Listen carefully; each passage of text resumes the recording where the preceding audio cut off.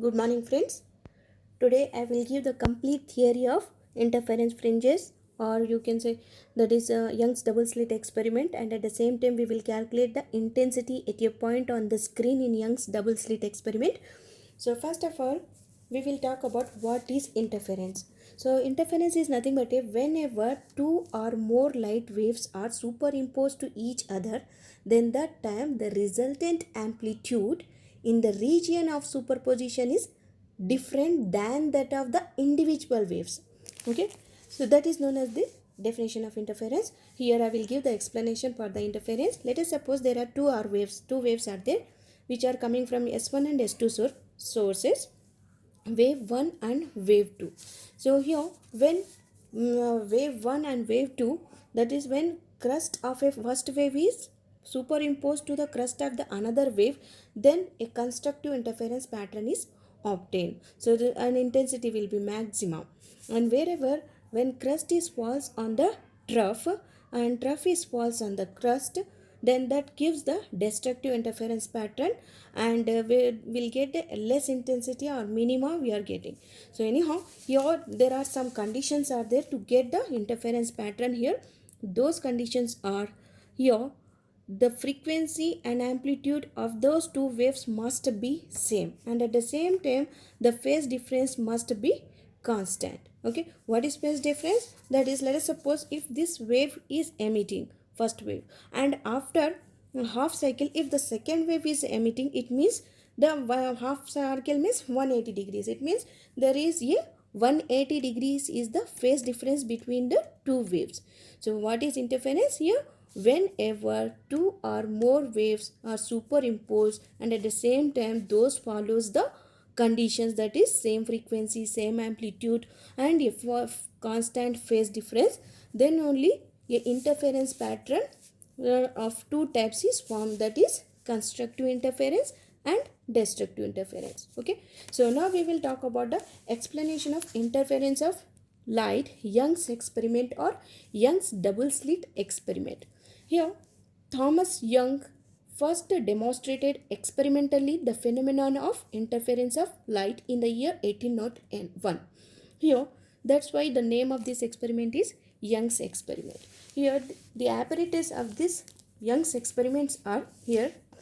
There is a small pinhole S is there, and there are two pinholes are there in the another cardboard, that is S1 and S2, which are at equidistance from the S, and there is a source of light is there, and a screen. XY is the screen. So whenever light from the source S is emits, it means we know that all the light waves are traveling in a spherical waves, and according to the Huygens principle, each point on the wavefront is acts as a secondary source of wavelets, and these wavelets are traveling on the forward direction. And when these two wavelets are coming out from this S1 and S2, at that situation these two waves which are coming from S1 and S2 having the same amplitude, same frequency and constant phase difference. So then only we will get the interference pattern on the screen in the form of a constructive and destructive form. Here the dotted lines are representation of a troughs, and here the continuous lines are representing a crust. So wherever the this crust and crust crossing to each other, then that particular point we will get a maximum intensity that is appearing in the form of a light on the screen. Wherever a crust is falls on the trough, that gives the destructive interference, and the minimum intensity is formed on the screen. Here there is a little bit explanation is there. Here sunlight is allowed to pass through a pinhole S at some distance S. Two sufficient closed pinholes S1 and S2 are formed on the opaque screen. The interference pattern can be observed on the screen XY. So there is a little bit explanation just now I told you. Those who needs this explanation, just pause this video and take the notes. Here same as it is, two holes are there, S1 and S2, and every point on the wavefront is acts as a secondary source of wavelets, and the constructive destructive interference pattern C is obtained on the screen. Now we will calculate the intensity at a point on the screen.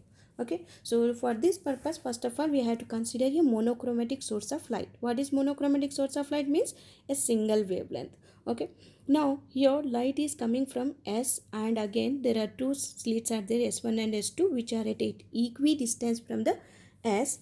Now these wavelets are passing in the forward direction, and interference pattern is obtained on the screen XY. Now our aim is we have to find out the intensity at a point P on the screen. Okay, so for that purpose, first of all, we have to consider these two sources S1 and S2 emits a wavelength, amplitudes of A1 and A2. Let A1 and A2 be the amplitudes of the waveforms S from S1 and S2, and delta is the phase difference between the two waves reaching at points P on the screen XY. If y1 and y2 are the displacements of the waves, then the relation for the y1 and y2 can be written as. So we know that here the waves are in the form of a sinusoidal form. So that's why we have to write the displacement of the first wave can be written as y1 is equal to a1 sine omega t. So a1 is the amplitude of the first wave. And second wave we have to introduce the path difference, phase difference also. So then already we have considered the phase difference is delta. So that's why y2 is equal to a2 sine omega t plus delta. Let us take this is equation number 1 and this is equation number 2. Now from the principle of superposition, we know that whenever a particle is disturbed simultaneously by two or more waves, then the resultant displacement is equal to the sum of displacements due to the individual waves. So that's why the resultant displacement we can write y is equal to y1 plus y2. Okay, so y1 y2 values we are substituting here.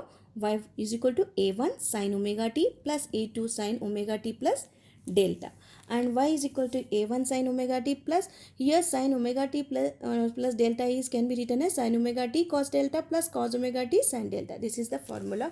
So we all of you know in the trigonometry, sine a plus b formula is sine a cos b plus cos a sine b. Now y is equal to, here just taking out the similar terms, and constants will be in the brackets, sine omega t a1 plus a2 cos delta in the brackets plus a2 cos omega t sin delta.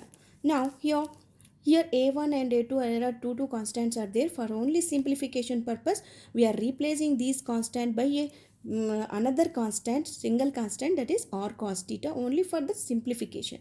So y is equal to sine omega t a1 plus a2 cos delta plus cos omega t a2 sin delta. Let us take this as equation number 3. Let a1 plus a2 cos delta is equal to r cos theta, and a2 sin delta is equal to r sin theta. Okay, now from equation number 3 we can write, if you substitute the values of r cos theta and r sin theta in third equation, we will get a fourth equation, okay, where r and theta are the constants. Now we know that this is in the form of a, again, sin a plus b, that is cos omega t r cos theta plus cos omega t r sin theta. It is in the form of a sin a cos b plus cos a sin b. So we can write in the this totally we can write in the form of a sin a plus b. So that's why y is equal to r sin sin omega t plus theta. Let us take this is equation number 5. Now here this is final result also we are getting in the form of a sinusoidal form, that is sine is there. So it means the final displacement of the waves is in the form of a sinusoidal. So from the above equation, it is clear that the resultant vibration at P is simple harmonic vibrations of amplitude. Okay, so now the resultant amplitude at P can be obtained. Okay, the resultant amplitude can be obtained by considering the intensity. So we know that intensity is nothing but a square of the amplitude. So square of the amplitude we can write r square sin square theta plus r square sin cos square theta. Okay, let us take this is equation number 6. Now substituting the values of r sin theta and r cos theta, that is already we considered that r cos theta is nothing but a1 plus a2 cos delta, and r sin theta is nothing but a2 sin delta. Only for simplification purpose we have taken this one, that one now we are going to again substitute those values, r cos theta and r sin theta. Then we will get the equation r square is equal to a2 sin delta whole square plus a1 plus a2 cos delta whole square. Okay. Now r square is equal to a2 square sin square delta plus, here this is again in the form of a plus b whole square. So a square plus b square plus 2ab we can write. So a1 square plus a2 square cos square delta plus 2a1 a2 cos delta. So r square we got here a1 square plus a2 square plus 2a1 a2 cos delta. So r square is nothing but a intensity I. Now we need amplitude. So that's why r is equal to under root of a1 square plus a2 square plus 2a1 a2 cos delta. Let us take, this is equation number 7. Okay. Now the resultant intensity at a point P can be written as, so r square is nothing but a intensity a1 square plus a2 square to a1 a2 cos delta. Okay. So next here we have to consider the path difference also to calculate the maxima or minima. So we know that the phase difference between the two waves at point P is can be given as, this is the formula, we have to remember this one. Phase difference is nothing but a 2 pi by lambda into path difference. So here phase difference is represented by delta is equal to the 2 pi by lambda into, here the path difference is s2p minus s1p, because